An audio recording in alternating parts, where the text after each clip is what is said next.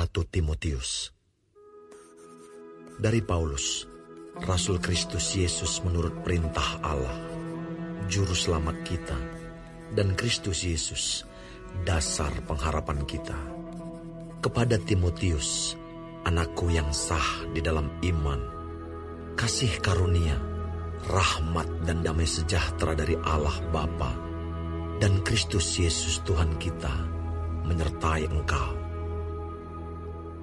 Ketika aku hendak meneruskan perjalananku ke wilayah Makedonia, aku telah mendesak engkau supaya engkau tinggal di Efesus dan menasihatkan orang-orang tertentu agar mereka jangan mengajarkan ajaran lain ataupun sibuk dengan dongeng dan silsilah yang tiada putus-putusnya, yang hanya menghasilkan persoalan belaka dan bukan tertib hidup keselamatan yang diberikan Allah dalam iman. Tujuan nasihat itu ialah kasih yang timbul dari hati yang suci, dari hati nurani yang murni, dan dari iman yang tulus ikhlas. Tetapi ada orang yang tidak sampai pada tujuan itu, dan yang sesat dalam omongan yang sia-sia. Mereka itu hendak menjadi pengajar hukum Taurat, tanpa mengerti perkataan mereka sendiri, dan pokok-pokok yang secara mutlak mereka kemukakan. Kita tahu bahwa hukum Taurat itu baik kalau tepat digunakan, yakni dengan keinsafan bahwa hukum Taurat itu bukanlah bagi orang yang benar, melainkan bagi orang durhaka dan orang lalim, bagi orang fasik dan orang berdosa, bagi orang duniawi dan yang tak beragama, bagi pembunuh bapa dan pembunuh ibu, bagi pembunuh pada umumnya, bagi orang cabul dan pemburit, bagi penculik, bagi pendusta, bagi orang makan sumpah, dan seterusnya segala sesuatu yang bertentangan dengan ajaran sehat, yang berdasarkan Injil dari Allah yang mulia dan maha bahagia, seperti yang telah dipercayakan kepadaku.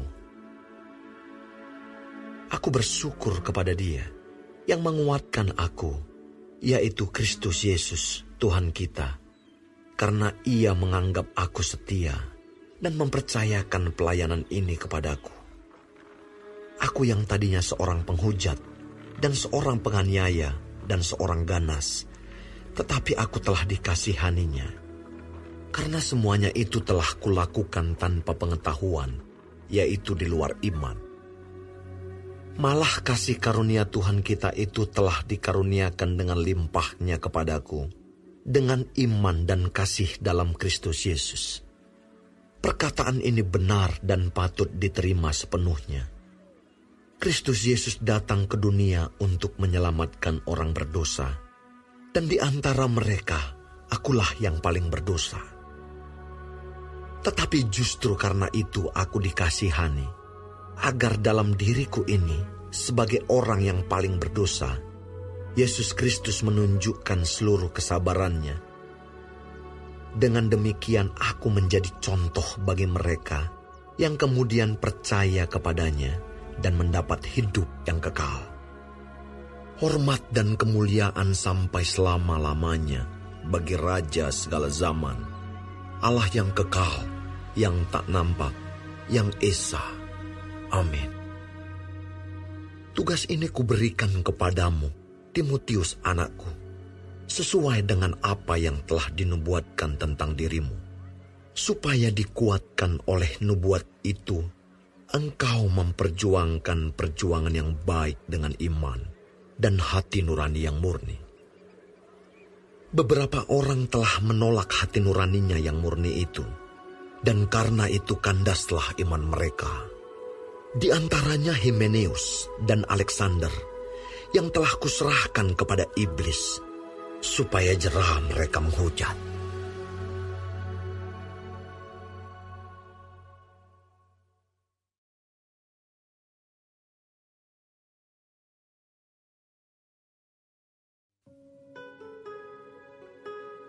Pertama-tama aku menasihatkan, naikkanlah permohonan, doa syafaat, dan ucapan syukur untuk semua orang, untuk raja-raja, dan untuk semua pembesar. agar kita dapat hidup tenang dan tentram dalam segala kesalehan dan kehormatan. Itulah yang baik dan yang berkenan kepada Allah, Juru Selamat kita, yang menghendaki supaya semua orang diselamatkan dan memperoleh pengetahuan akan kebenaran. Karena Allah itu Esa, dan Esa pula Dia yang menjadi pengantara antara Allah dan manusia, yaitu manusia Kristus Yesus, yang telah menyerahkan dirinya sebagai tebusan bagi semua manusia. Itu kesaksian pada waktu yang ditentukan. Untuk kesaksian itulah aku telah ditetapkan sebagai pemberita dan rasul, yang kukatakan ini benar. Aku tidak berdusta, dan sebagai pengajar orang-orang bukan Yahudi dalam iman dan kebenaran. Oleh karena itu aku ingin supaya di mana-mana orang laki-laki berdoa dengan menadahkan tangan yang suci, tanpa marah dan tanpa perselisihan. Demikian juga hendaknya perempuan, hendaklah ia berdandan dengan pantas, dengan sopan dan sederhana. Rambutnya jangan berkepang-kepang, jangan memakai emas atau mutiara, ataupun pakaian yang mahal-mahal. Tetapi hendaklah ia berdandan dengan perbuatan baik, seperti yang layak bagi perempuan yang beribadah. Seharusnya lah perempuan berdiam diri dan menerima ajaran dengan patuh. Aku tidak mengizinkan perempuan mengajar, dan juga tidak mengizinkannya memerintah laki-laki. Hendaklah ia berdiam diri. Karena Adam yang pertama dijadikan, kemudian barulah Hawa. Lagi pula bukan Adam yang tergoda, melainkan perempuan itulah yang tergoda dan jatuh ke dalam dosa. Tetapi perempuan akan diselamatkan karena melahirkan anak, asal ia bertekun dalam iman dan kasih dan pengudusan dengan segala kesederhanaan.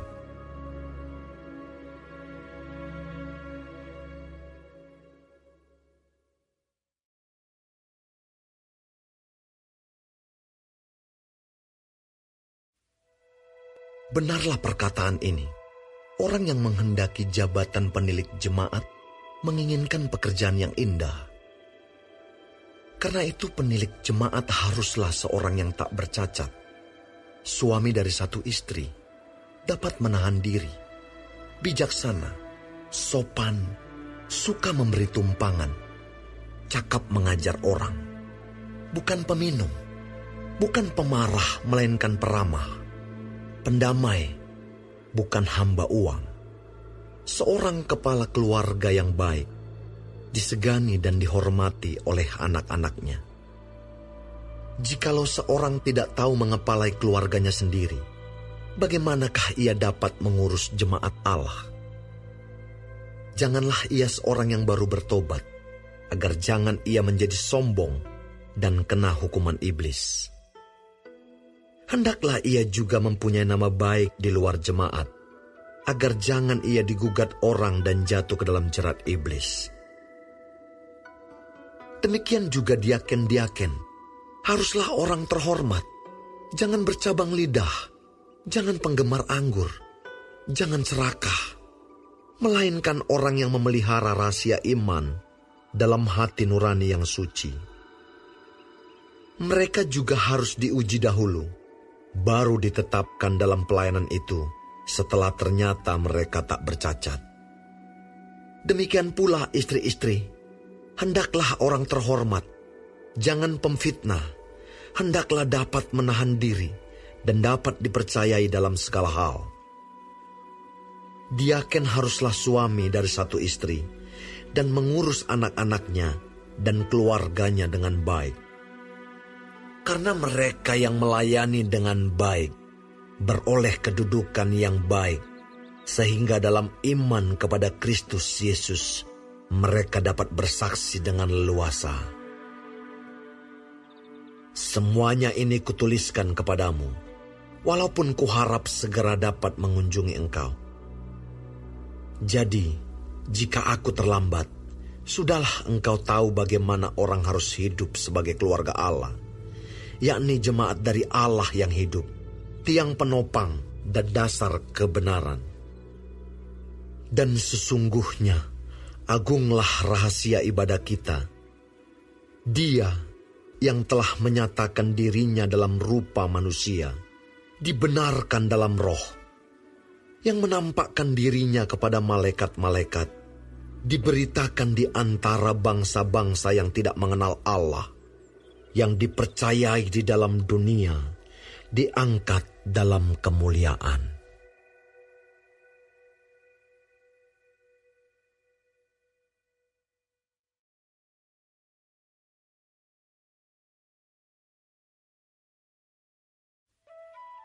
Tetapi Roh dengan tegas mengatakan bahwa di waktu-waktu kemudian ada orang yang akan murtad, lalu mengikuti roh-roh penyesat dan ajaran setan-setan oleh tipu daya pendusta-pendusta yang hati nuraninya memakai cap mereka. Mereka itu melarang orang kawin, melarang orang makan makanan yang diciptakan Allah, supaya dengan pengucapan syukur dimakan oleh orang yang percaya dan yang telah mengenal kebenaran. Karena semua yang diciptakan Allah itu baik, dan suatu pun tidak ada yang haram jika diterima dengan ucapan syukur. Sebab semuanya itu dikuduskan oleh firman Allah dan oleh doa. Dengan selalu mengingat hal-hal itu kepada saudara-saudara kita, engkau akan menjadi seorang pelayan Kristus Yesus yang baik, terdidik dalam soal-soal pokok iman kita, dan dalam ajaran sehat yang telah kau ikuti selama ini. Tetapi jauhilah tahayul dan dongeng nenek-nenek tua. Latihlah dirimu beribadah. Latihan badani terbatas gunanya, tetapi ibadah itu berguna dalam segala hal, karena mengandung janji, baik untuk hidup ini maupun untuk hidup yang akan datang. Perkataan ini benar dan patut diterima sepenuhnya. Itulah sebabnya kita berjerih payah dan berjuang, karena kita menaruh pengharapan kita kepada Allah yang hidup, Juru Selamat semua manusia, terutama mereka yang percaya. Beritakanlah dan ajarkanlah semuanya itu. Jangan seorang pun menganggap engkau rendah karena engkau muda.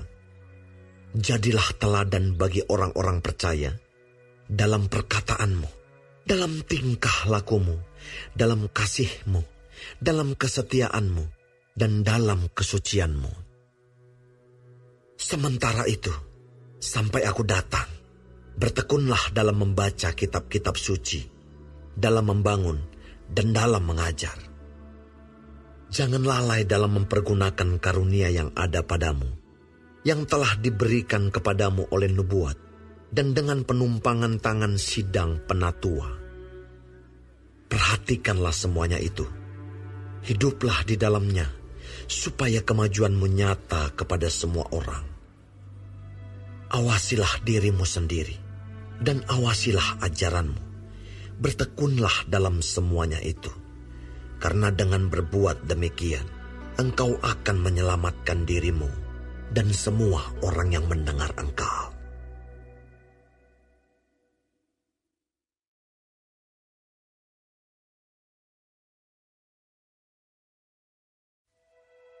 Janganlah engkau keras terhadap orang yang tua, melainkan tegurlah dia sebagai bapa. Tegurlah orang-orang muda sebagai saudaramu, perempuan-perempuan tua sebagai ibu, dan perempuan-perempuan muda sebagai adikmu, dengan penuh kemurnian. Hormatilah janda-janda yang benar-benar janda. Tetapi jikalau seorang janda mempunyai anak atau cucu, hendaklah mereka itu pertama-tama belajar berbakti kepada kaum keluarganya sendiri, dan membalas budi orang tua dan nenek mereka, karena itulah yang berkenan kepada Allah. Sedangkan seorang janda yang benar-benar janda, yang ditinggalkan seorang diri, menaruh harapannya kepada Allah, dan bertekun dalam permohonan dan doa siang malam. Tetapi seorang janda yang hidup mewah dan berlebih-lebihan, ia sudah mati selagi hidup. Peringatkanlah hal-hal ini juga kepada janda-janda itu, agar mereka hidup dengan tidak bercela. Tetapi jika ada seorang yang tidak memeliharakan sanak saudaranya, apalagi seisi rumahnya, orang itu murtad dan lebih buruk dari orang yang tidak beriman. Yang didaftarkan sebagai janda hanyalah mereka yang tidak kurang dari 60 tahun, yang hanya satu kali bersuami, dan yang terbukti telah melakukan pekerjaan yang baik, seperti mengasuh anak, memberi tumpangan, membasuh kaki saudara-saudara seiman, menolong orang yang hidup dalam kesesakan, pendeknya mereka yang telah menggunakan segala kesempatan untuk berbuat baik. Tolaklah pendaftaran janda-janda yang lebih muda.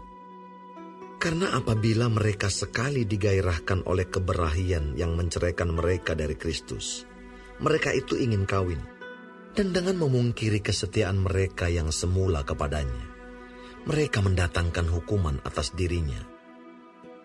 Lagi pula dengan keluar masuk rumah orang, mereka membiasakan diri bermalas-malas, dan bukan hanya bermalas-malas saja, tetapi juga meleter dan mencampuri soal orang lain, dan mengatakan hal-hal yang tidak pantas.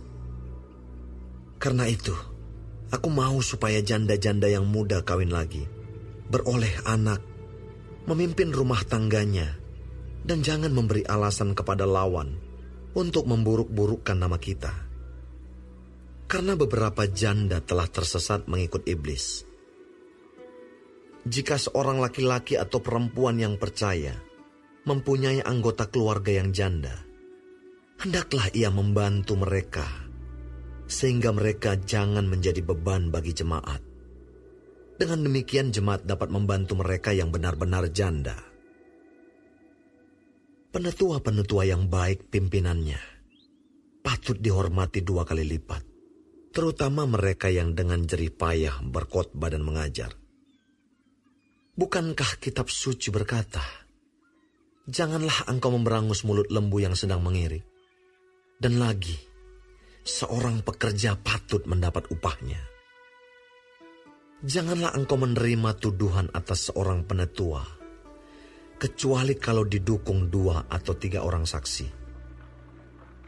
Mereka yang berbuat dosa hendaklah kau tegur di depan semua orang, agar yang lain itu pun takut. Di hadapan Allah dan Kristus Yesus, dan malaikat-malaikat pilihannya, kupesankan dengan sungguh kepadamu. Camkanlah petunjuk ini tanpa prasangka, dan bertindaklah dalam segala sesuatu tanpa memihak. Janganlah engkau terburu-buru menumpangkan tangan atas seseorang, dan janganlah terbawa-bawa ke dalam dosa orang lain. Jagalah kemurnian dirimu.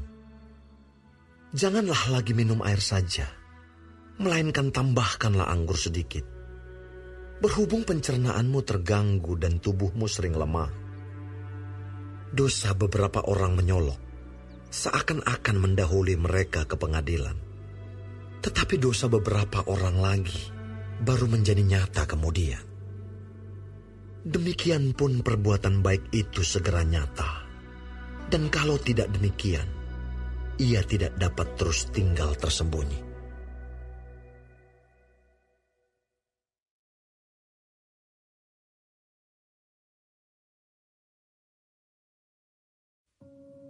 Semua orang yang menanggung beban perbudakan hendaknya menganggap tuan mereka layak mendapat segala penghormatan, agar nama Allah dan ajaran kita jangan dihujat orang. Jika tuan mereka seorang percaya, janganlah ia kurang disegani karena bersaudara dalam Kristus, melainkan hendaklah ia dilayani mereka dengan lebih baik lagi. Karena Tuhan yang menerima berkat pelayanan mereka ialah saudara yang percaya dan yang kekasih. Ajarkanlah dan nasihatkanlah semuanya ini. Jika seorang mengajarkan ajaran lain dan tidak menurut perkataan sehat, yakni perkataan Tuhan kita Yesus Kristus, dan tidak menurut ajaran yang sesuai dengan ibadah kita, ia adalah seorang yang berlagak tahu, padahal tidak tahu apa-apa. Penyakitnya ialah mencari-cari soal dan bersilat kata yang menyebabkan dengki, cidra, fitnah, curiga, percekcokan antara orang-orang yang tidak lagi berpikiran sehat dan yang kehilangan kebenaran, yang mengira ibadah itu adalah suatu sumber keuntungan. Memang, ibadah itu kalau disertai rasa cukup, memberi keuntungan besar. Sebab kita tidak membawa sesuatu apa ke dalam dunia, dan kita pun tidak dapat membawa apa-apa keluar. Asal ada makanan dan pakaian, cukuplah. Tetapi mereka yang ingin kaya terjatuh ke dalam pencobaan, ke dalam jerat, dan ke dalam berbagai-bagai nafsu yang hampa dan yang mencelakakan, yang menenggelamkan manusia ke dalam keruntuhan dan kebinasaan. Karena akar segala kejahatan ialah cinta uang. Sebab oleh memburu uanglah beberapa orang telah menyimpang dari iman dan menyiksa dirinya dengan berbagai-bagai duka. Tetapi engkau, hai manusia Allah, jauhilah semuanya itu. Kejarlah keadilan, ibadah, kesetiaan, kasih, kesabaran, dan kelembutan. Bertandinglah dalam pertandingan iman yang benar, dan rebutlah hidup yang kekal. Untuk itulah engkau telah dipanggil, dan telah engkau ikrarkan ikrar yang benar di depan banyak saksi, di hadapan Allah yang memberikan hidup kepada segala sesuatu, dan di hadapan Kristus Yesus yang telah mengikrarkan ikrar yang benar itu juga, di muka Pontius Pilatus. Kuserukan kepadamu, turutilah perintah ini, dengan tidak bercacat dan tidak bercela, hingga pada saat Tuhan kita Yesus Kristus menyatakan dirinya, yaitu saat yang akan ditentukan oleh penguasa yang satu-satunya dan yang penuh bahagia, Raja di atas segala raja dan Tuan di atas segala tuan. Dialah satu-satunya yang tidak takluk kepada maut, bersemayam dalam terang yang tak terhampiri. Seorang pun tak pernah melihat Dia, dan memang manusia tidak dapat melihat Dia. Baginyalah hormat dan kuasa yang kekal. Amin. Peringatkanlah kepada orang-orang kaya di dunia ini, agar mereka jangan tinggi hati, dan jangan berharap pada sesuatu yang tak tentu, seperti kekayaan, melainkan pada Allah yang dalam kekayaannya memberikan kepada kita segala sesuatu untuk dinikmati. Peringatkanlah agar mereka itu berbuat baik, menjadi kaya dalam kebajikan, suka memberi dan membagi. Dan dengan demikian, mengumpulkan suatu harta sebagai dasar yang baik bagi dirinya di waktu yang akan datang, untuk mencapai hidup yang sebenarnya.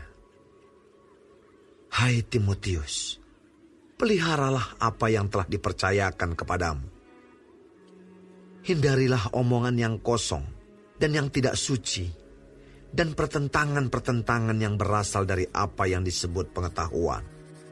Karena ada beberapa orang yang mengajarkannya, dan dengan demikian telah menyimpang dari iman. Kasih karunia menyertai kamu.